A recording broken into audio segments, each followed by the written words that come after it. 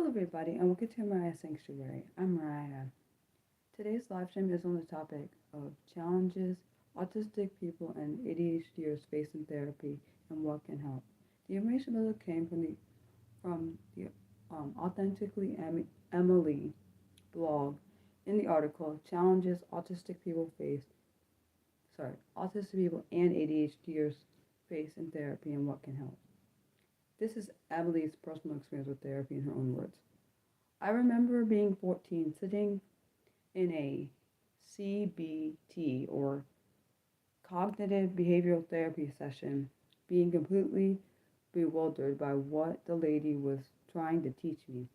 I was having daily panic attacks, some of them more likely meltdowns because I was so overwhelmed. I began describing how I didn't want to go into the canteen because of the noise and having had a panic attack there. She replied, "But don't you think everyone feels like that to some extent?" Or in some words to that effect. Then she guided me to the textbook to look at the cycle of thoughts, feelings, and behaviors, none of which I felt able to apply to myself because I didn't know how I was feeling aside from the racing of my heart and funny feeling in my chest, and how I could possibly stop this from affecting my behavior. These sessions felt hard and pointless, but I purposefully gave higher scores on my end of the therapy questions because I didn't want her to think um, badly of me, and I didn't want it to seem like I hadn't tried. The reality of what I was sorry. The reality was that I was autistic and ADHD. Neither of us knew. This approach to therapy, of course, wasn't to help. So it wasn't going to help because of the noise was too loud and I couldn't identify what I was feeling, other than the panic.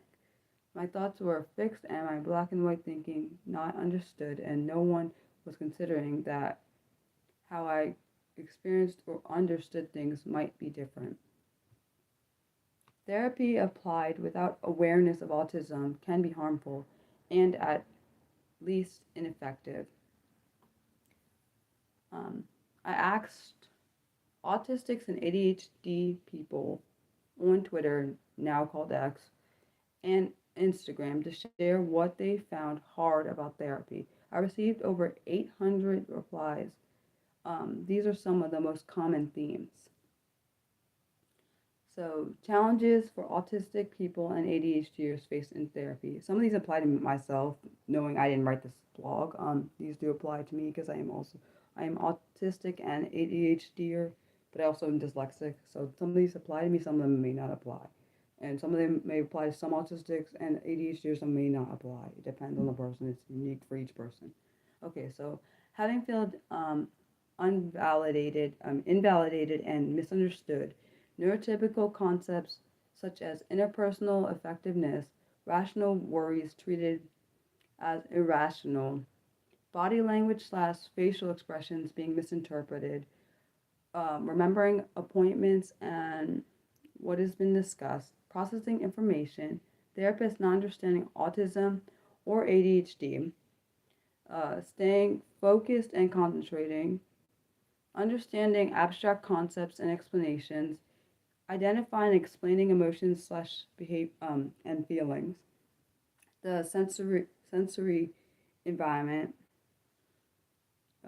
people pleasing and saying what you think the therapist wants to hear, staying on topic and not jumping from staying on topic and not jumping from topic to topic.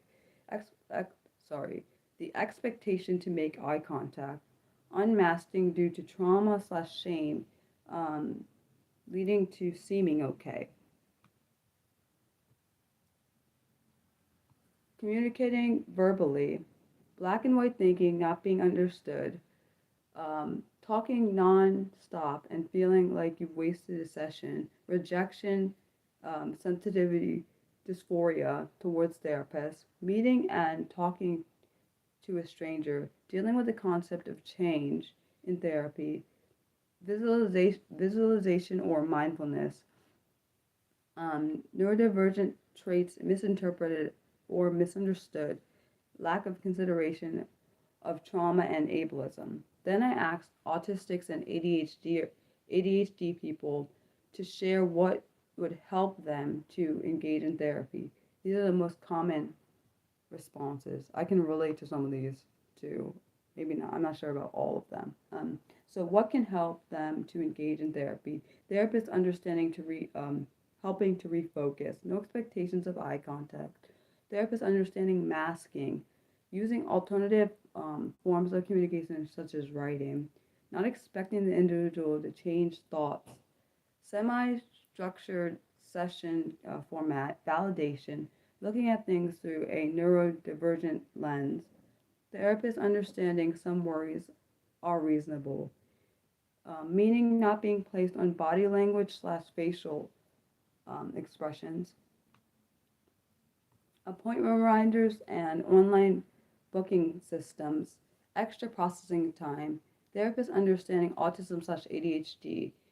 Doing activities like coloring and walking at the same time. Specific and concise explanations / instructions. I completely understand that one. Sensory environment adapted. Clear and defined expectations and goals. I understand that one too. Because I like that one and the other one. Honestly, most of these kind of apply to myself. Not all of them. Reassurance with when appropriate, or writing down affirmations. Consistent and extra time to get to know the therapist. That is a good key one. When I had my therapist, I didn't trust her at first because I feel like because I'm very trusting already, I think I have to get to know someone to know if I can fully trust them, and I think that's probably common for most people with any kind of neurodivergency. Um, Consistent and extra time. Oh, I already said that. Consistent extra time to get to know the therapist. Supported to find practical solutions and learn to self-regulate. Um, Encouraging STEM toys. Engaging with the individual about special interests. Consideration of trauma and the effect of ableism. Sadly, around 80% of autistic people and at least 50% of those with ADHD experience mental health problems throughout their life. Those figures may vary between research studies. Unfortunately, there are neurodivergent people who are turned away from services because they are struggling, but it is deemed to be related to their divergency, so they are left without support, and that's definitely not okay. And I agree with what Emily said. It is not okay to be turned away just because people don't understand the neurodivergency. Um, Especially when around 40% of suicides could be autistic people and 20% being undiagnosed. Suicide is higher among those with ADHD. I did not know that part. And I have both ADHD and I'm autistic, so it makes sense why maybe my prevalence might be higher for that. Autistic and ADHD people need mental health care too. In fact, we are more likely to need it than our neurotypical peers because we are much more likely to experience trauma, discrimination, depression, and other mental health challenges. So we need access to support. We also need our neurodivergency to be understood and recognized, and therapies and support to be adapted for how our brains work.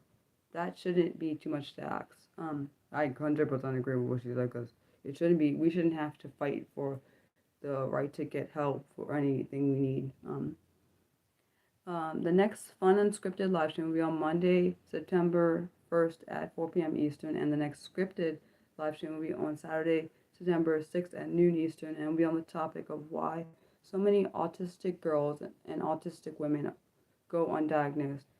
Thanks for watching. Love you guys. Bye.